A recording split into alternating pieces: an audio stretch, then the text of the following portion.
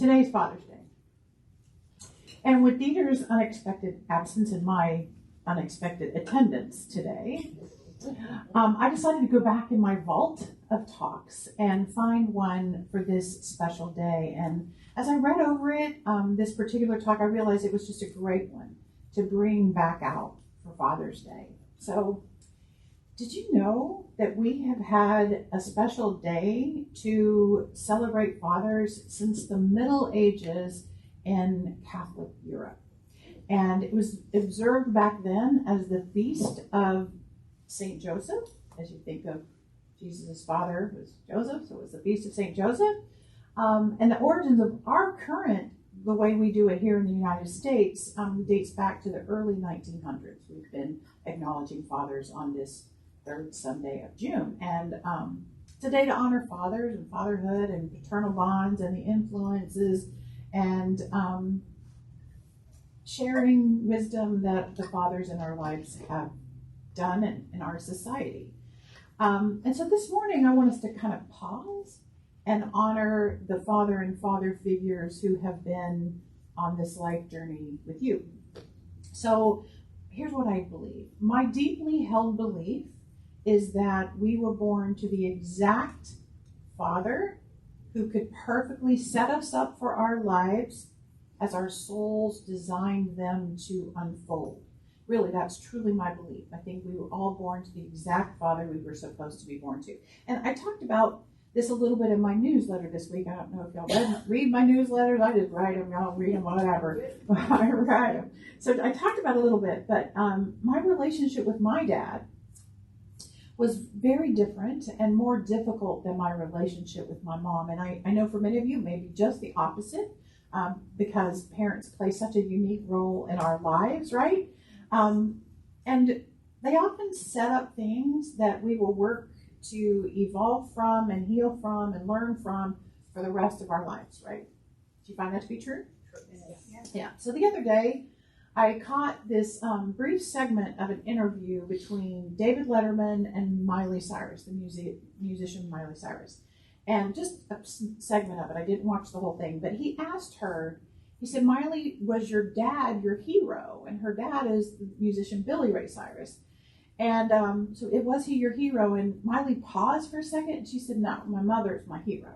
She said, my father is leading me down this path and he's showing me ways to go and ways not to go. And I paraphrase, but that was basically the gist of what she said. And I found that to be kind of universal wisdom. You know, our best teachers, the one that really get our attention, tend to teach us things to do and not to do, right?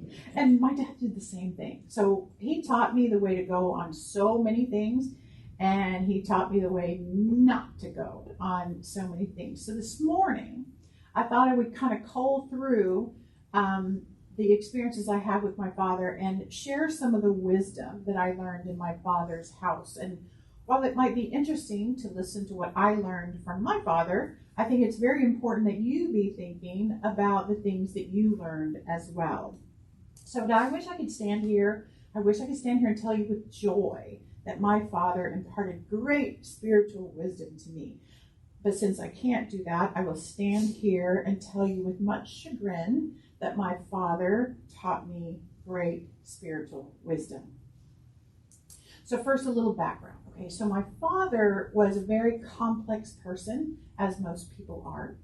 And he died from brain cancer when I was only 19 years old. So I was kind of left to grapple with the memories of my father without the benefit of being able to have an adult conversation with him. You know, we could never really sort through situations. I couldn't ask him really big questions. I have a lot of them, but I couldn't really ask him any of those things for clarification. I couldn't understand his motivations behind his beliefs or his choices. I really didn't get to do. I just made it all up, right? So when he died, I kind of filled in the backside of all the stories by projecting onto him what I thought might be the thinking behind what he did.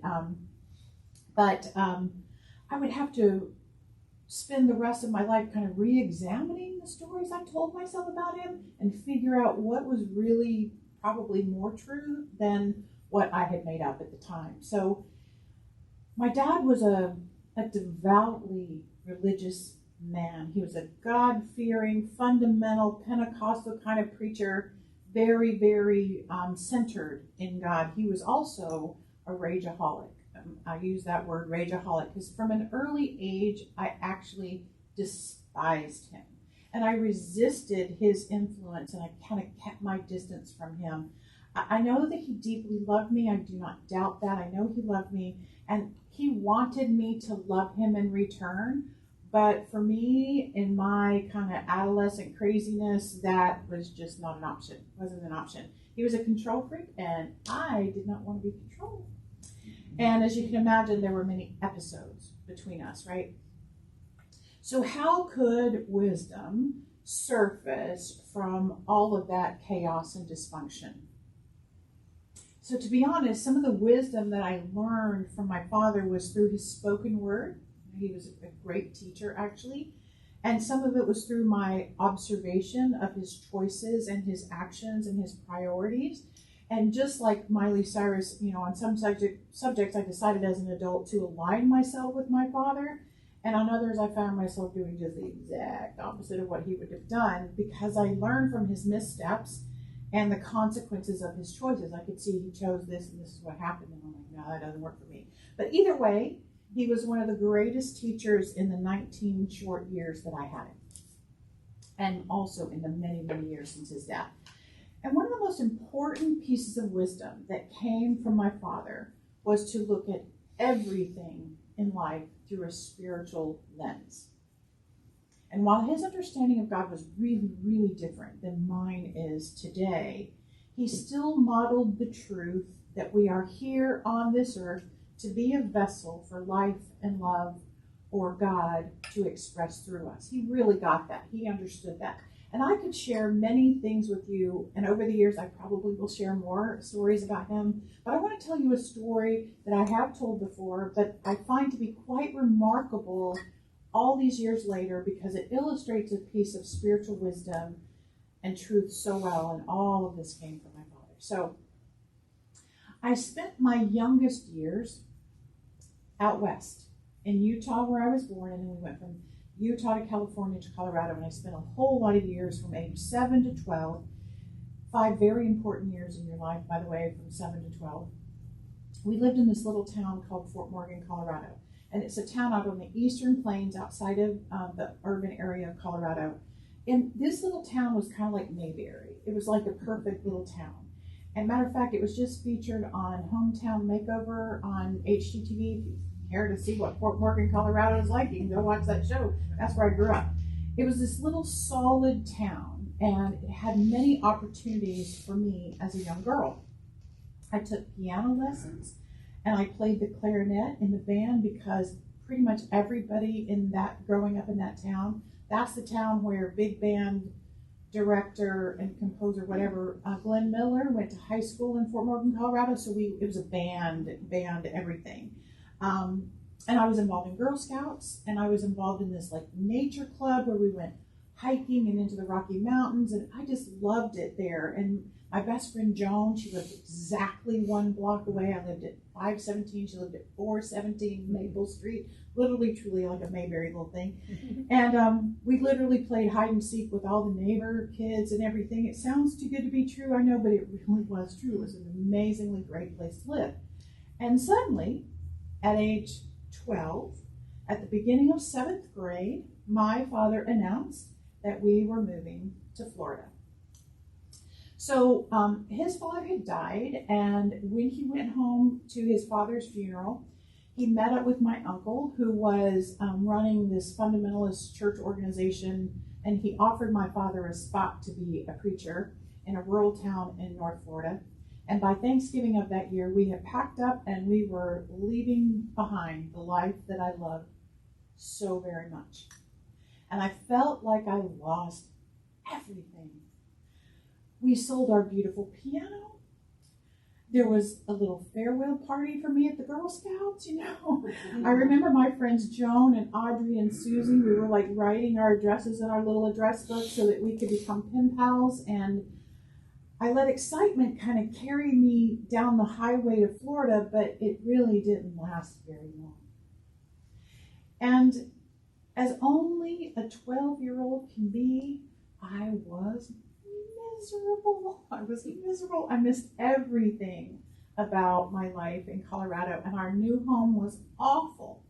Rural Florida was just simply not the same as my former life, and I thought I could find, familiarity in the band room, and happily showed up with my shiny clarinet, only to realize that the band was so small and almost no one took it seriously, and quite frankly, without competition, being first chair clarinet really didn't matter that much. Right? Gave me no satisfaction. There was no Girl Scout troop because almost everyone lived way out in the country and took a bus to school, and their parents simply weren't going to schlep them back into town for some kind of thing called Girl Scouts. It wasn't going to happen. And these kids these kids in the 7th grade have been together at this little school since kindergarten. They know each other very well. And so I was just this outsider. Nobody was interested in me at all. And they weren't mean. They just kind of went on with their life. And, here's this new person. They didn't care. And we lived in town, and all of them lived out in the country.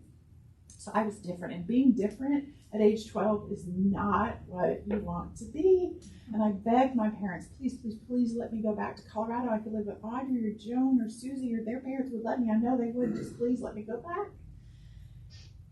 And my father believed fully that God had brought him here to preach, and that any sacrifice his family had made was justified to allow him the honor of talking about God. And so he forbid us to complain.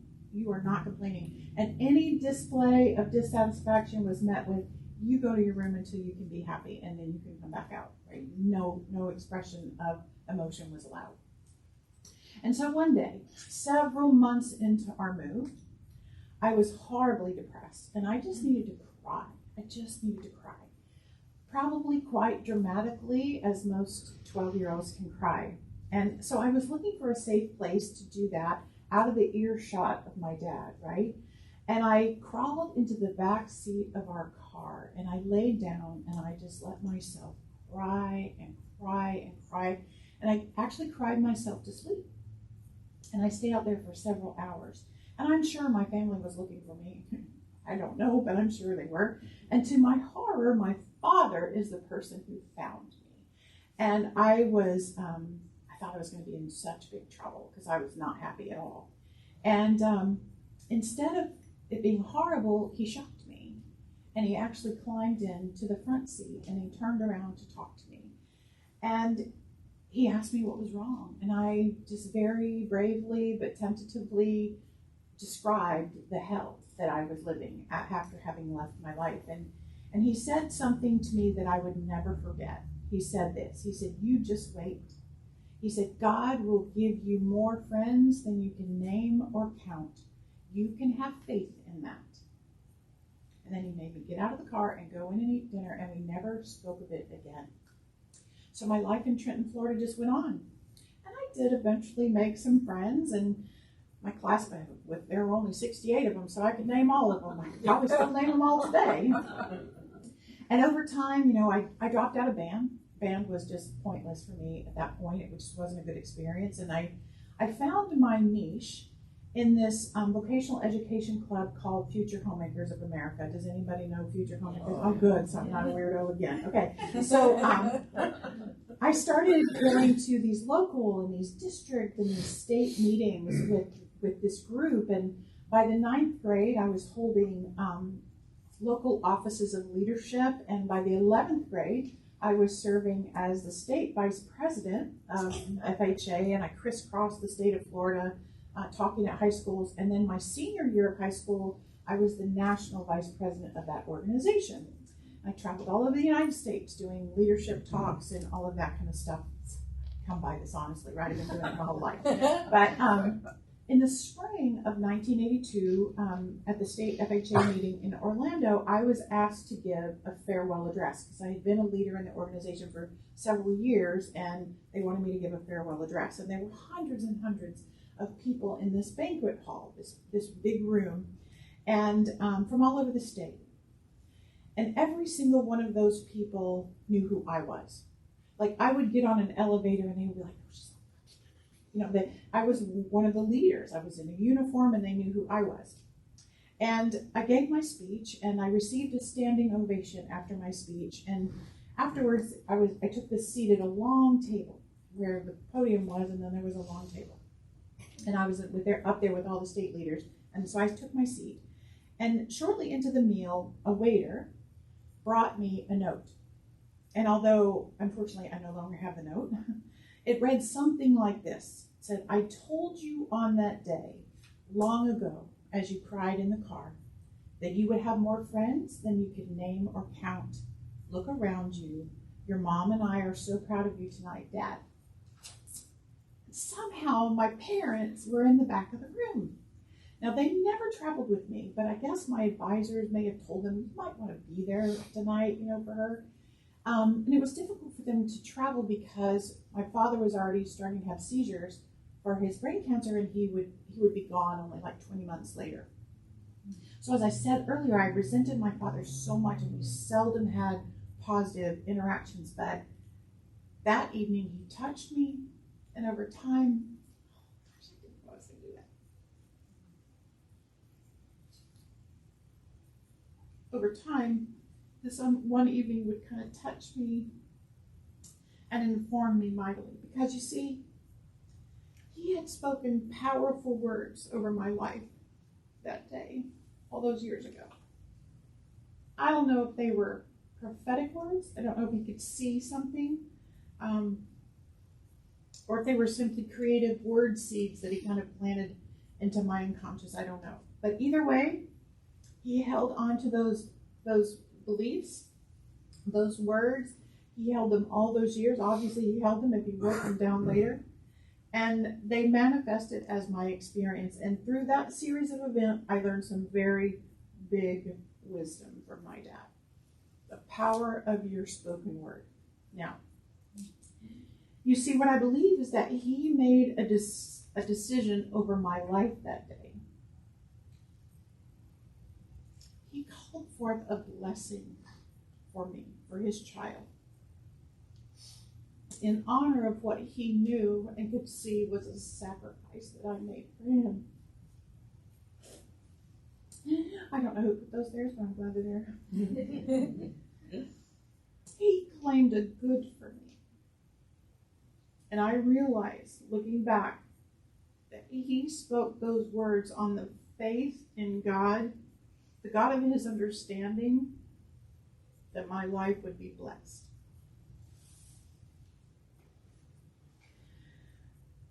I have no confirmation of this, but I believe he prayed that for me constantly.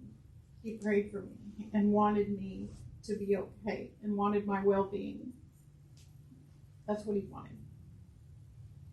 So I picked up that wisdom of the power of spoken word and I took it into my own parenting. And I bring it into my ministry today with all of you. And because of my father's example, I know that the power of my word is strong, and I strive to be impeccable with it, right? One piece of fatherly wisdom. Another piece of wisdom I learned from my dad is it's very important to make God the center of your life. He would have described God very differently than my current understanding of God. But nonetheless, he modeled for me a life devoted to God. He prayed about all his decisions, big and small. He weighed his choices to make sure he was honoring his religious commitments, religious beliefs. And our spiritual community was the center of our life when I was a child. And I strive to live that wisdom in my own way now. And that wisdom was given to me from the soul of my father, right? And I've often wondered what my dad would think about what I'm doing, like all my new thought ideas, and would he have been able to stretch his own understanding of God to embrace this way that I believe about life? And I don't know, and I will never know what he thought. But when I was graduating from ministerial school almost 8 years ago to the day, it's like this week, 8 years ago, I had my father on my mind. And this is exactly what I wrote in my journal 3 days before I graduated. This is what I wrote. I wonder if my father would be proud of me. I invite him to let me know in some way this weekend that he is present for me in this graduation. Perhaps a song will pop up, or someone will say something that I know is from him, or something like that. I hope I can carry on his legacy of wanting God's presence and healing for other people.